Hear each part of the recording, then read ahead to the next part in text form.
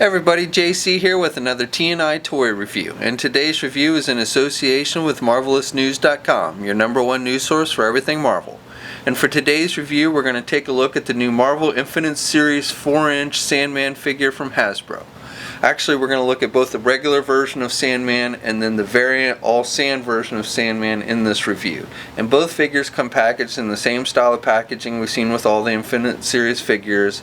You've got the card back with the Marvel Infinite Series logo up at the top and the Avenger icons, and then the figures clearly displayed in the packaging. Then on the back of the packaging, you have a look at the actual figure and a brief bio for the character in multiple languages, and then below that, look at other figures in this wave.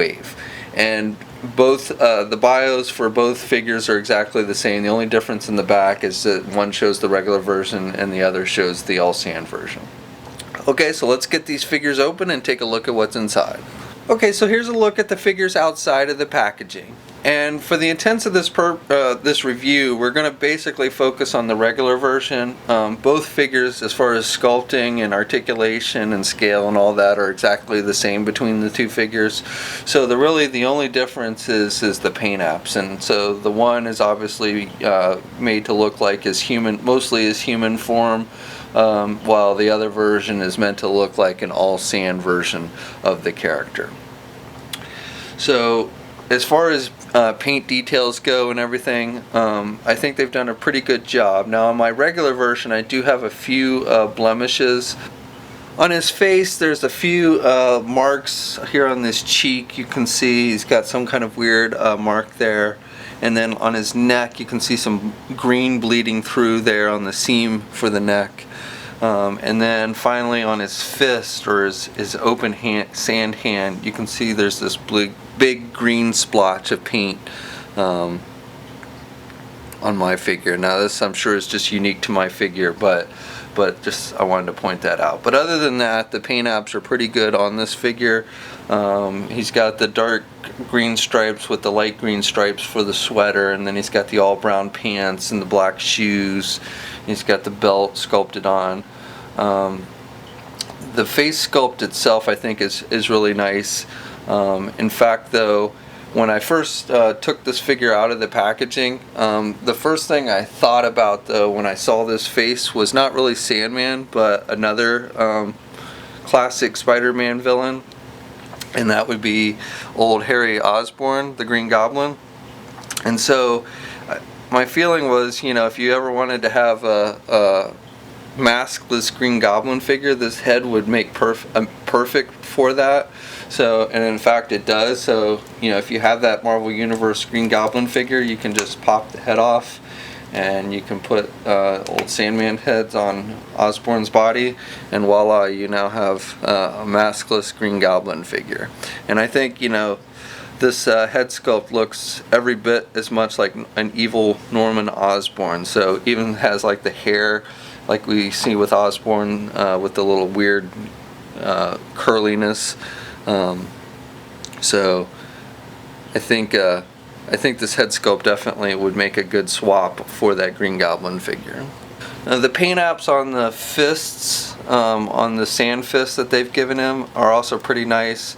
Some wash work there, so you've got some darkened sand with the light sand to give it some added texture. Same on the hand, though it's not as detailed, but they've also sculpted some nice graininess to give it definitely a sand look. And it basically is the same for both figures, both the variant, though the sand on the, at least on mine for the variant, is not quite as dark on the fist as it is on the regular version. And then there's a little bit more detail on the darkened parts on the regular hand, again on my variant all sand version. And then as far as the rest of the paint apps go on the all sand version, it's basically just painted. His pants are now light brown. He's got the stripes on his sweater are now light tan and dark brown colors, and then the head is all basically a sand looking color. So I think it looks good, and then the eyes on the variant are all whited out and everything. So I definitely think the all sand version looks really good. And another thing you can do, which is kind of cool, is if you end up getting both figures, and say you want to have kind of like a partial transformation between the two characters, you can like swap out certain parts. So like you can pop off the leg, which is just on a ball joint for the regular version, and pop off the leg on the all sand version, and then stick the all sand leg on the regular figure. And so now it looks like, you know, he's starting to transform into that all sand mode. So, you know, and you could, if you wanted to, you could pop out the arms if you really wanted to.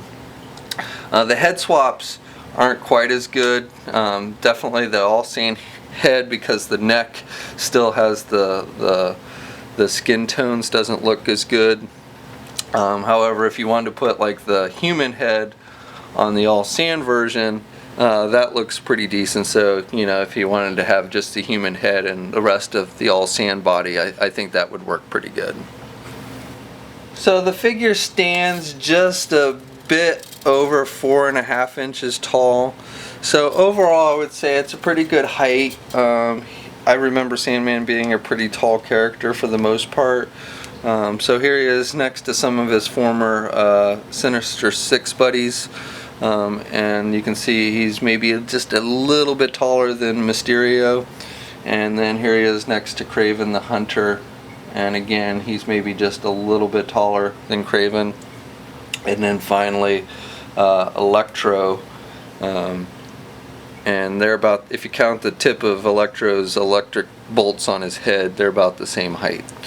And for those of you wanting to fill out your Sinister Six team, we should be getting Doc Ock and Vulture in the next wave of Marvel Infinite Series figures. So, you know, definitely we'll be able to fill out our Sinister Six lineup once those two figures get released.